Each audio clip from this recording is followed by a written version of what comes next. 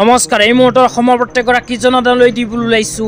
ডাঙৰ খবৰ তো যিসকল মানুহে ভিডিঅ'টোত ক্লিক কৰিছে অনুগ্ৰহ কৰি ভিডিঅ'টো স্কিপ নকৰি প্ৰথমৰ পৰা শেষলৈ চাই থাকিব কিয়নো এইটো ভিডিঅ'ৰ মাজত পেঞ্চন আঁচনিৰ পৰা আৰম্ভ কৰি শিক্ষাৰ্থীসকললৈ কেইখনমান গুৰুত্বপূৰ্ণ আপডেট প্ৰদান কৰিম অনুগ্ৰহ কৰি ভিডিঅ'টো স্কিপ নকৰি প্ৰথমৰ পৰা শেষলৈ চাই থাকিব লগতে মোৰ চেনেলত নতুন হলে প্লিজ চেনেলটো সাবস্ক্ৰাইব কৰি মোৰ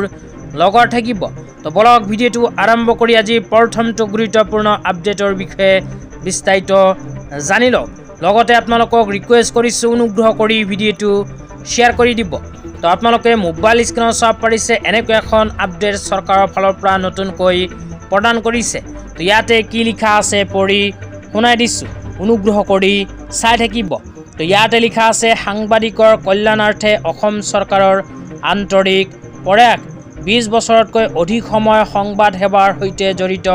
সাংবাদিক কল্যাণৰ বাবে অসম চৰকাৰৰ পেঞ্চনৰ সুবিধা তো সাংবাদিকসকলৰ বাবে অসম চৰকাৰে পেঞ্চন প্ৰদানৰ এখন সুব্যৱস্থা হাতত লৈছে পেঞ্চন প্ৰদানৰ আঁচনি এখন হাতত লৈছে তাৰ পিছত কৈছে 2021 বছৰৰ পৰা 2024-25 বৰ্ষলৈ সাংবাদিকৰ পেঞ্চন আঁচনিৰ অধীনত 60 গৰাকী সাংবাদিকক পেঞ্চন প্ৰদান কৰিব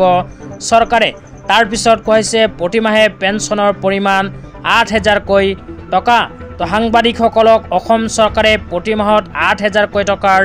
পেঞ্চন প্ৰদান কৰিব 60 গৰাকী সাংবাদিকে নিজৰ বেংক একাউণ্টত লাভ কৰিব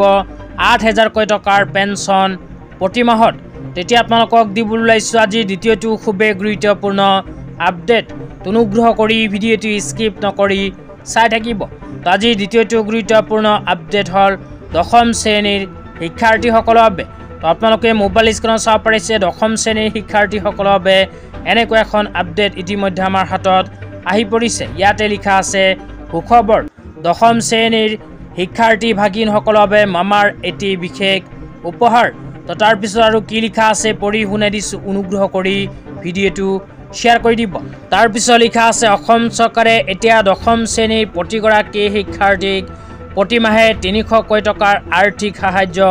প্ৰদান কৰিব তো যিসকল শিক্ষাৰ্থীয়ে দশম শ্ৰেণীত পঢ়ি আছে সেই সকল শিক্ষাৰ্থীক